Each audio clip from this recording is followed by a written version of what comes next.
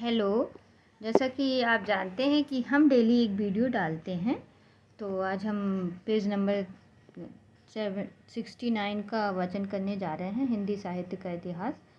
तो आशा करती हूँ इसे आप सुनकर लाभ उठाएंगे। तो ये है हिंदी साहित्य का इतिहास, पेज नंबर 69।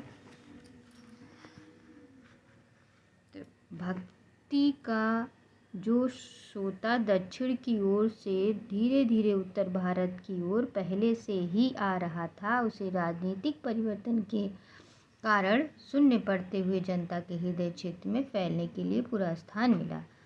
रामानुचार संवत 1073। रामानुचार कब के थे? संवत 1073 के थे। रामानुचार कब तक थे? संवत 1073 के थे। ने शास्त्रीय पद्धति से जिस सगुण भक्ति का निरूपण किया था, उसकी जनता आकर्षित होती चली आ रही थी। गुजरात में स्वामी मध्याचार्य, गुजरात के स्वामी कौन थे? मध्याचार संवत 1254 से 1333। गुजरात के स्वामी मध्याचार कब के थे? संवत 1254 से 1333। कब के थे मध्याचार? गुजरात के थे वो 1254 से 1333। ने अपने द्वैतवादी वैष्णव संप्रदाय चलाया। कौन सा संप्रदाय चलाया था मध्याचार्य ने? द्वैतवादी संप्रदाय। मध्याचार्य ने कौन सा संप्रदाय चलाया था? द्वैतवादी वैष्णव संप्रदाय चलाया था।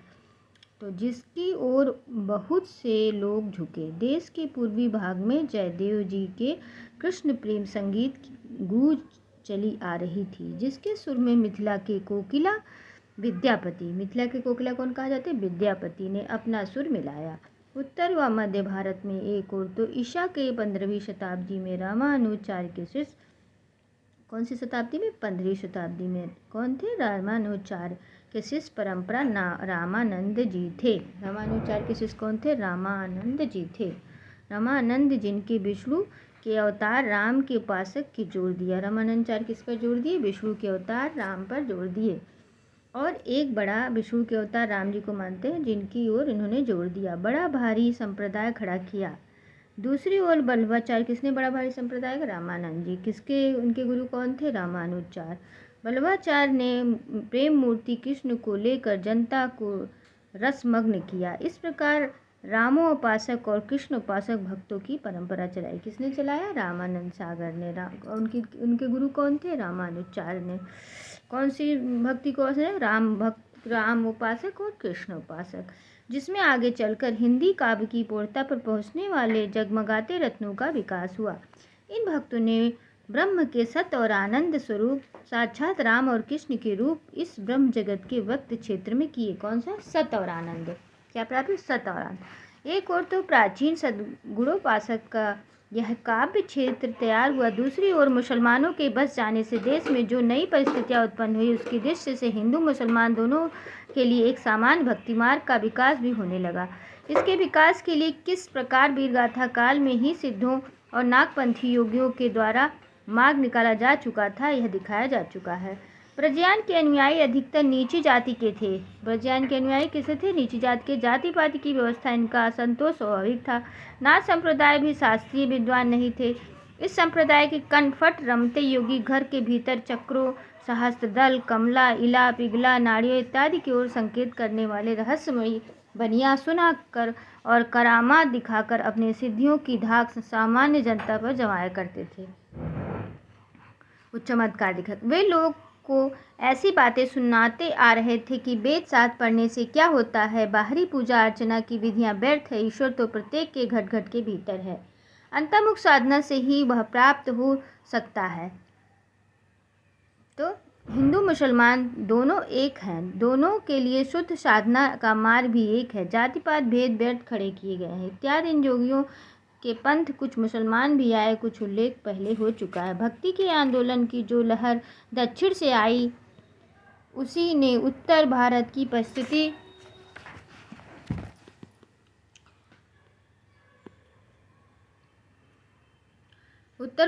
परिस्थिति के अनुरूप हिंदू मुसलमान दोनों के लिए एक सामान्य भक्ति मार्ग की भी भावना कुछ लोगों में जगाई। हृदय पक्ष शून्य सामान्य अंतर साधना का मार्ग निकालने पर नागपंथी कर चुके थे। हम कह चुके हैं कि यह पर रागात्मक तत्व से रहित साधना से ही मनुष्य की आत्म तृप्त नहीं हो सकती। महाराष्ट्र देश के प्रसिद्ध भक्त नामदेव सन 1328 से 1408 ने हिंदू मुसलमान दोनों के लिए एक रहस्य सामान्य भक्ति मार्ग का भी आभास दिया। सामान्य क्या, मुसलमान दोनों के लिए एक सामान्य भक्ति मार्ग का आभास दिया। उसके पीछे कबीर दास ने विशेष तत्परता के साथ एक व्यवस्थित रूप से यह मार्ग निगूढ़ पंथ का नाम से चलाया। कबीर कौन सा मार्ग था? निगूढ़ पंथ। जैसा कि पहले कहा जा चुका है, कबीर के लिए नागपंथी जोगी बहुत कुछ रास्ता निकाल चुके थे। भेदभाव को निर्दिष्ट करने वाले उपासना के बाहरी विधानों को अलग रखकर उन्होंने अंतर साधना पर जोर दिया। पर नाथपंथियों की अंतर साधना हृदय पक्ष शून्य थी, उनमें प्रेम तत्व का अभाव था। कबीर ने यद्यपि नाथपंथ की बहुत सी बातों में अपनी वाणी में जगह दी, पर यह बात उन्हें खटकी। इसका संकेत उनके ये वचन देते हैं। कभी के झिलमिल झगड़ा झूलते बाकी रही न काहू, गोरख अटके कालपुर कौन कहावे साहू। बहुत दिवस ते दिन हिंडिया सुन्नी समाधि लाए, करहा पड़िया गाड़ में दुरी परा पछताए। करहा का मतलब करहव, हाथी का बच्चा, हठयोग क्रिया करने वाला। अतः कबीर ने जिस प्रकार एक निराकार ईश्वर के लिए भारतीय वेदांत का पल्ला पकड़ उसी प्रकार उस निराकार ईश्वर की भक्ति के लिए सूफियों का प्रेम तत्व लिया और अपना निगूढ़ धूमधाम से निकाला। बात यह थी कि भारतीय भक्ति मार्ग साकार और सगुण रूप को लेकर चला था। निर्गुण और निराकार ब्रह्म भक्ति या प्रेम का विषय नहीं माना जाता। इसमें कोई संदेह नहीं कि कबीर ने ठीक मौके पर जनता के उस बड़े भाग को संभाला जो नागपंथियों के प्रभाव से प्रेम भाव और भक्ति रस से शून्य और शुष्क पड़ा जा रहा था। उसके द्वारा यह बहुत ही आवश्यक हुई। इसके साथ ही मनुष्य तत्व की सामान्य भावना को आगे करके निम्न श्रेणी के जनता में उन्होंने आत्मगौरव का भाग जगाया और भक्ति के ऊंचे से ऊंचे सोपना की ओर बढ़ाने के लिए बढ़ावा दिया। उनका निर्गुण पंथ चल निकला। उनमें नानक, दादू, मलुकदास आदि अनेक संत थे। इनमें कौन थे निर्गुण में? नानक थे, दादू थे, मलुकदास थे। अगर निर्गुण पंथ के कभी पूछे जाए तो कौन कौन है? कबीर, नानक, दादू, मलुकदास।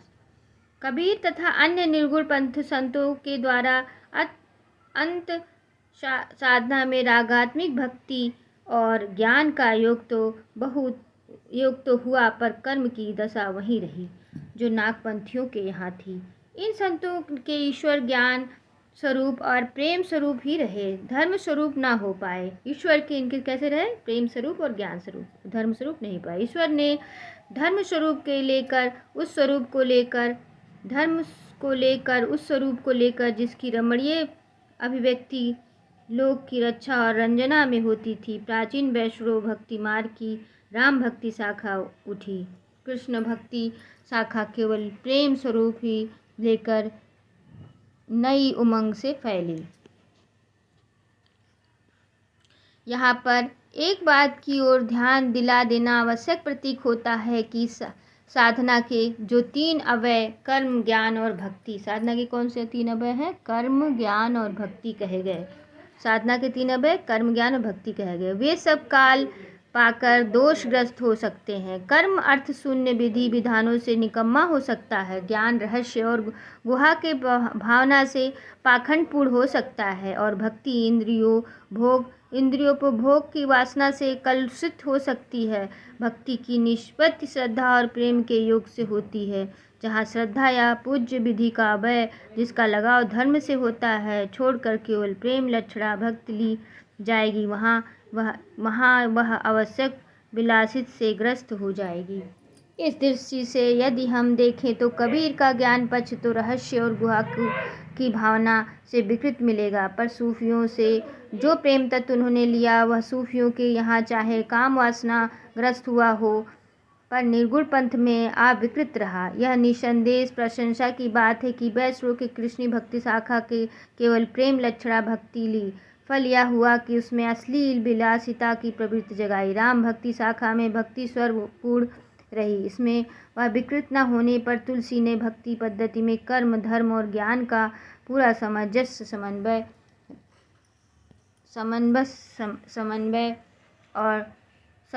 और समन्वय रहा।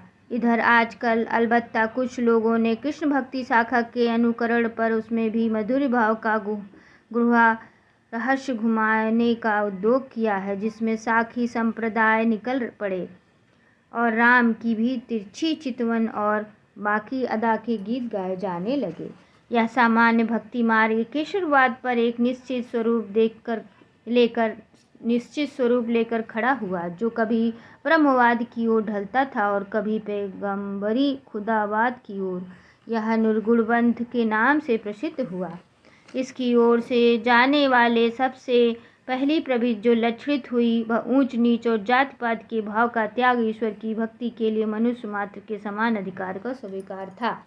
इस भाव का सूत्रपात भक्ति मार्ग के भीतर महाराष्ट्र और मध्य देश में नामदेव और रामानंद जी द्वारा हुआ। महाराष्ट्र देश में नामदेव का जन्म काल शक संवत 1192 में, नामदेव कब जन्मे थे महाराष्ट्र में? 1192 में संवत में, और मृत्यु काल संवत 1272। किसका? नामदेव का। ये दक्षिण नरुसिबनी सतारा जिला, दक्षिण नरुसिबनी यानी सतारा जिला के दर्जी थे। कौन? नामदेव। पीछे पंढरपुर के बिठोवा विष्णु भगवान के मंदिर में भागवत भजन करते हुए अपना दिन बिताते थे।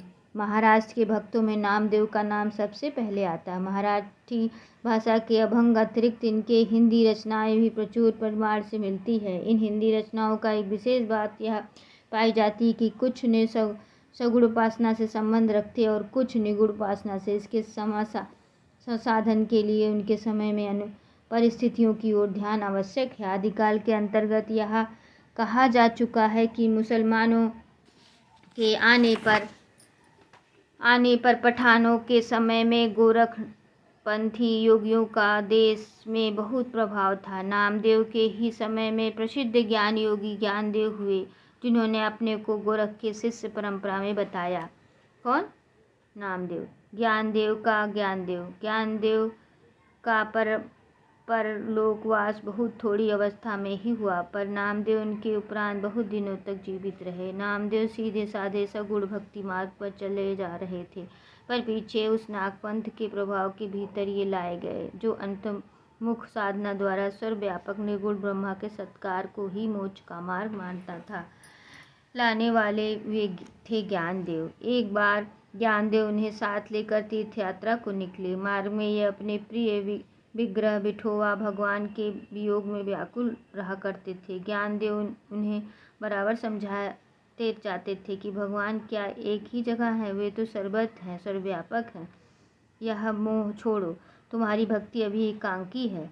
जब तक निगुण पक्ष की अनुभूति तुम्हें ना होगी तब तक तुम पक्के ना होगे। ज्ञानदेव की बहन मुक्ताबाई ने कहने पर एक दिन संत परीक्षा हुई। जिस गांव में वह संत मंडली उतरी थी उसमें एक कुम्हार रहता था। मंडली के सब संत चुपचाप बैठ गए। कुम्हार घड़ा पीटने का पीटना लेकर उसके सिर पर जमाने लगा। चोट पर चोट खाकर भी कोई विचलित ना हुआ, पर जब नामदेव की ओर बढ़ा तब वे बिगड़ खड़े हुए। इस पर वह कुम्हार बोला, नामदेव को छोड़ और सब घड़े पक्के हैं। बेचारे नामदेव कच्चे घड़े ठहराए गए। इस कथा से यह स्पष्ट लक्षित हो जाता है कि नामदेव के नागपंथ के योग मार्ग की ओर प्रवृत्त करने के लिए ज्ञानदेव की ओर से तरह तरह की प्रयत्न होते रहे। सिद्ध और योगी निरंतर अभ्यास द्वारा अपने शरीर को विलक्षण बना लेते हैं। खोपड़ी पर चोटें खा कर उसे पक्की करना उनके लिए कोई कठिन बात नहीं थी। अब भी एक प्रकार के मुसलमान फकीर अपने शरीर पर जोर जोर से डंडे जमाकर भिक्षा मांगते हैं। नामदेव किसी गुरु से दीक्षा लेकर अपने सगुण भक्ति में प्रवृत्त नहीं हुए थे, अपने ही हृदय की स्वाभाविक प्रेरणा से हुए थे। नामदेव बराबर उन्हें बिन गुरु हुए न ज्ञान समझाते आते थे। संतों के बीच निगूढ़ ब्रह्म के संबंध में जो कुछ कहा सुना जाता है और ईश्वर प्राप्ति की जो साधना बताई जाती वह किसी गुरु की सिखाई हुई होती। परमात्मा के शुद्ध निर्गुण स्वरूप के ज्ञान के लिए ज्ञानदेव का आग्रह बराबर बढ़ता गया। गुरु के अभाव के कारण किस प्रकार नामदेव में परमात्मा की सर्वव्यापकता का उदार भाव नहीं जम पाया था और भेदभाव बना था, इस पर भी एक कथा चली आती है। कहते हैं कि एक दिन स्वयं विठोबा भगवान एक मुसलमान फकीर का रूप धारण कर नामदेव के सामने आए। नामदेव ने उन्हें नहीं पहचाना। तब उसने कहा गया कि वे तो परब्रह्म भगवान ही थे। अंत में बेचारे नामदेव ने जगन्नाथ नामक शिव के स्थान पर जाकर विठोबा खेचर या खेचरनाथ नामक एक नागपंथी कनपटे से दीक्षा ली। इसके संबंध में उनके ये वचन: मन मेरी सुई तन मेरा धागा, खेचर जी के चरण नाम पिस लागा। मन मेरी सुई तन मेरा धागा, खेचर जी के चरण पर नाम सिप लागा। यह आ सकता है पेपर में, तो किसका है? ये नामदेव का। ध्यान से देखिए। तो सुफल जन्म मोके गुरु कीना, दुख विसार सुख अंतर दीना। ज्ञान दान मोके गुरु दीना, राम नाम बिन जीवन हीना। किसी कहूँ पूजूं दूजा नजर न आए, एके पाथर कीजे भावे, दूजे पाथर धरिए पाँव। एके पाथर कीजे भाव, दूजे पाथर धरिए पाँव। यानी एक पाथर पूजते हैं, दूसरे पाँव धरते हैं। जो वे देव तो हम भी देव, जो यदि देव तो हम भी देव, कहे नामदेव हरि की सेव। तो इस तरह से है। कौन है? किसकी पंक्ति है? नामदेव की। यह बात समझ रखनी चाहिए कि नामदेव के समय में ही देवगिरी पर पठानों की चढ़ाई हो चुकी थी और मुसलमान महाराष्ट्र में भी फैल गए थे। इसके पहले से ही गोरखनाथ के अनुयायी हिंदू और मुसलमान दोनों के लिए अंतर साधना के एक सामान्य मार्ग का उपदेश देते आ रहे थे। इनकी भक्ति के अनेक चमत्कार भक्तमाल में लिखे हैं, जैसे विठोबा ठाकुर जी की मूर्ति का उनके हाथ से दूध पीना, अरविंद नागनाथ के शिव मंदिर के द्वार पर उनकी ओर घूम जाना इत्यादि। इनके महात्मा ने यह सिद्ध कर दिखाया कि जाति पात पूछे नहीं कोई, हरि को भजे सो हो हरि होई। यानी कि ये नामदेव इनकी इष्ट सद्गुण उपासना के कुछ पद नीचे दिए गए हैं, जिनमें सबरी, केवट आदि सुगति तथा भगवान के अवतार लीला का कीर्तन बड़े प्रेम भाव से किया गया। किसका कीर्तन है? नामदेव का। अबरीश को दिए भये पद, राज विभीषण अधिक करियो। नौ निधि ठाकुर दई सुमाई, सुदमाई थ्रू जो अटल अजहु न टरियो। भगत देह मरियो हरि नाकुस, निशिंग रूप है देव धार्यो। नामा कहे भगति बस केशव, अजहु बाल के द्वार खारे। दशरथ रय नंद राजा मोरा रामचंद्र, पढ़े नामा तत्व रस अमृत पीजे। धनी धनी मेघा रोमाली, धनी धनी कृष्ण ओढ़ कंवाली। धनी धनी तू माता देवकी, जिह गृह रमय कपालपति। धनी धनी बनखंड वृंदावन, जह खेले श्री नारायण। वेणु बजावे गोधन चारे, नामे का स्वामी आनंद करे। तो इस तरह से यहाँ तक हमने आज वाचन किया। नमस्कार। अगला वीडियो फिर कल डालेंगे।